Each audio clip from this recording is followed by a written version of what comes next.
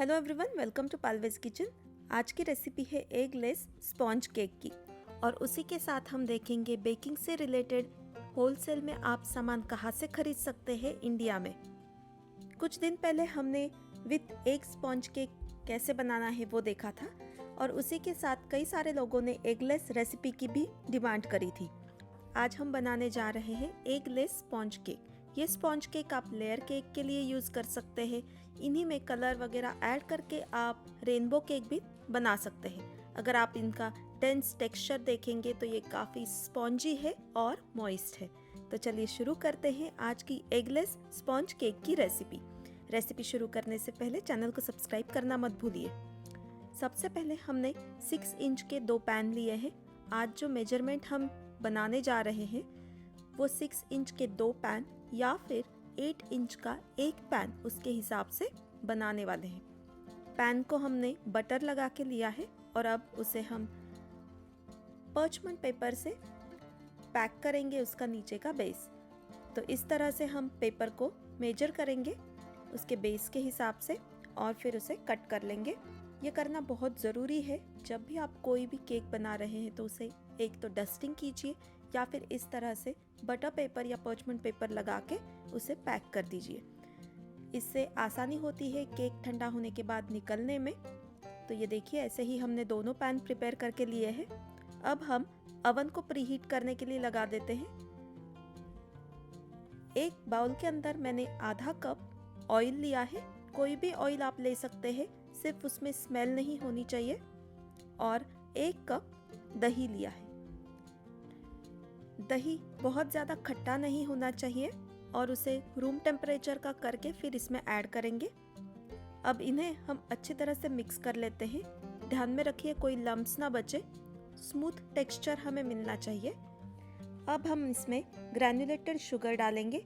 3/4 cup usually granulated sugar यहाँ पे लेनी चाहिए, लेकिन मैंने यहाँ पे इसमें 1 से 2 बड़े चम्मच कम शुगर डाली हुई है क्योंकि मैं ये केक के ऊपर बनाने वाली हूँ क्रीम चीज़ फ्रॉस्टिंग, जो कि बहुत ज़्यादा मीठी होती है।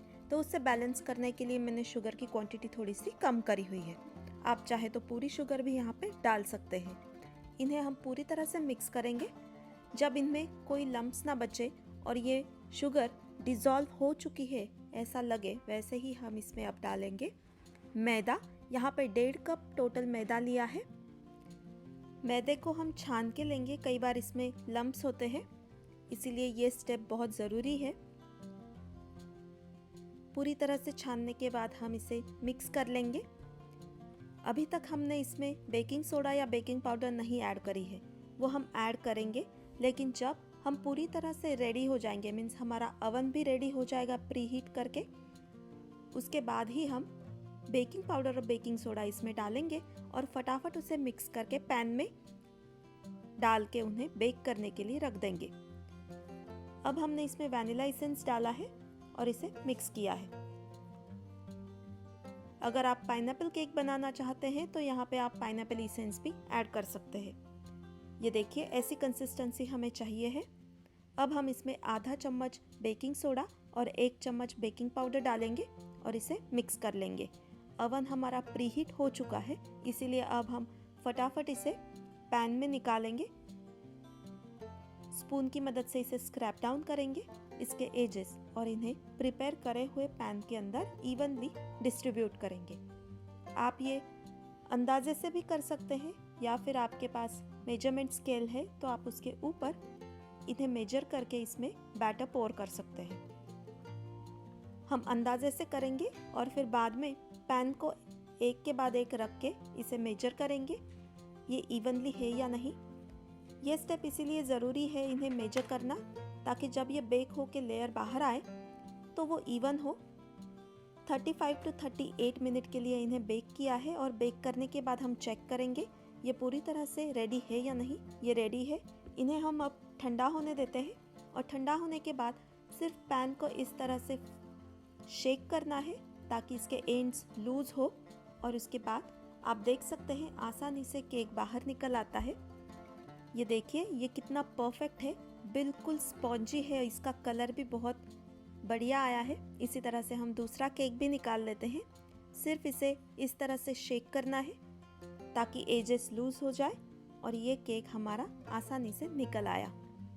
ये देखिए, ये भी बिल्कुल परफेक्ट है। अब हम इन्हें ट्रिम करने वाले हैं।